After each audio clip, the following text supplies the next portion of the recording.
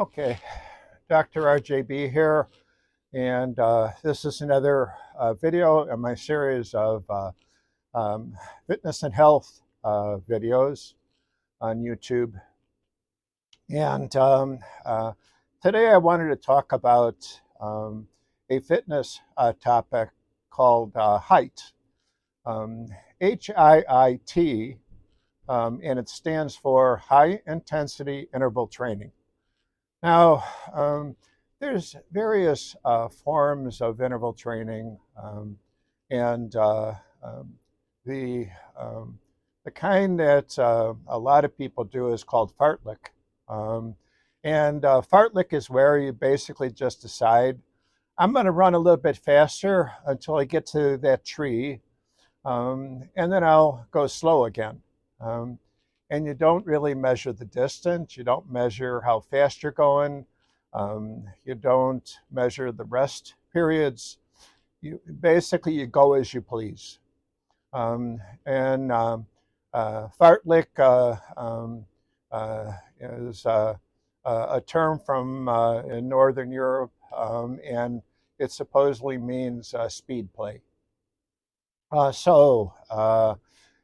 Basically, that's kind of the easy way of intervals. Um, there are also some more strict intervals where the coach will say, okay, you get on that track and you're going to do the eighth mile interval, and I want you to do it in 20.2 seconds. Uh, Basically very strict, very rigid, as opposed to the go as you please. This is a very strict way of doing it. The distances are strict, the time is strict. And for the people who are racers at the shorter distances, this is pretty much how they train. They don't put in huge miles, they put in short distances at speed. Height is kind of a combination of interval training and endurance. It was developed years ago by a doctor who was studying cardiovascular training, and he was using um, uh, athletes, and basically he would have them train for 20 seconds at the highest level they could, and then rest for 10 seconds. Um, and they would do 8 sets of this. So 20 plus 10 is 30 seconds. Times 8, you're talking about 4 minutes of workout. As opposed to somebody who goes out for a long distance training and may spend an hour and a half to 2 hours out there putting in the miles. And what the doctor found was that, I should mention, it's a Dr. Tabata is the man's name. So what Dr. Tabata found out was that the cardiovascular response to this type of training was equal to the cardiovascular response with the endurance training. Now, I should mention that working out for 4 minutes is not going to give you endurance, however. Your body has to be trained to tolerate the distance. So, I mean, if you're training, let's say, to do a half marathon where you're going to be out there for 13.1 miles, you're not going to get there by putting in 4 minutes of training every day. So you have to also include some endurance training to make this work if you're going to be doing any kind of distance type running. Um, uh, this would be probably fine for somebody who's doing one of the shorter distance, like say a quarter miler or a half miler, because they don't really need the endurance, they need the speed.